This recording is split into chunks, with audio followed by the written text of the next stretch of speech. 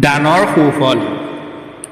হযৰত ৰাসূলুল্লাহ সাল্লাল্লাহু আলাইহি ওয়াসাল্লামে বৰ্ণনা কৰিছে, এবাৰ এজন ব্যক্তি গভীৰ হাবিৰ মাজেদি গৈ আছিল। হঠাৎ এচপৰা ডাৱৰৰ পৰা এটা গায়েবী আৱাজ শুনিবলৈ পালে, অমুকৰ বাগিচাত পানী দিয়া। এই অদৃশ্য ধৰ্বণীৰ লগে লগে ডাৱৰ চপৰা এডোখৰ শিলাময় ঠাইলৈ উৰি গ'ল আৰু তাত ধাৰাসাৰে বৰষুণ হ'ল। বৰষুণৰ পানীবোৰ এটি নৰ্দমাইদি বৈ গ'ল।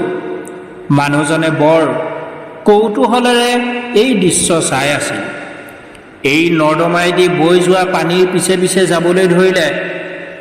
অলপ দূৰ গৈ দেখিলে যে এজন মানুহে এখন লাহনীৰে সেই পানীবোৰ তাৰ বাগিচাত সিঁচি আছে।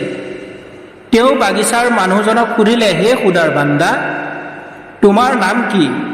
মানুহজনে সেই নামটোকেই ক'লে, যিটো নাম তেওঁ ডাৱৰ চপৰাৰ পৰা ধৰ্বণীত গায়বী আৱাজত শুনিছিল। বাগিচাৰ মালিকে তেওঁক প্ৰশ্ন কৰিলে, হে খুদাৰ বান্দা, তুমি মোৰ নাম কিয় সুধিছা? তেওঁ উত্তৰ দিলে, মই এই ডাৱৰ দুখৰ পৰা, য'ৰ পৰা এই পানী বৰষিছে, এটি গায়বী আৱাজ শুনিছিলোঁ যে কোনোৱে তোমাৰ নাম লৈ কৈছিল, অমুকৰ বাগিচাত পানী দিয়া। লগে লগে মই দেখিলোঁ ডাৱৰ দুখৰ উৰি আহি তোমাৰ বাগিচাত বৰষিছে। কোৱাচোন বাৰু, তুমিনো ইয়াত এনে কি কাম কৰা যি আল্লাহৰ ওচৰত ইমান মকবুল?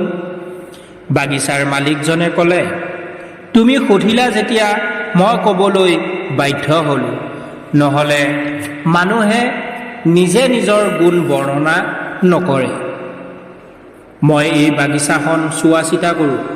মই ইয়াৰ ফচলবোৰ পাৰি 3 অংশ কৰোঁ। তাৰে 1 অংশ খুদাৰ নামত দান কৰোঁ, 1 অংশ নিজৰ আৰু ল'ৰা ছোৱালীৰ বাবে ৰাখোঁ, আৰু 1 অংশ দুনাই ইয়াত ৰুই দিওঁ। উপদেশ।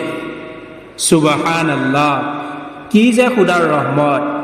যিজনে তেওঁৰ আদেশ মানি চলে, সেইজনৰ কাম তেওঁ অদৃশ্যৰ হাতেৰে এনেদৰে কৰি দিয়ে যে সেইজনে ক'বই নোৱাৰে। হাদিছ শৰীফত বৰ্ণিত আছে, মান কানা লিল্লাহি কানা আল্লাহু লাহু।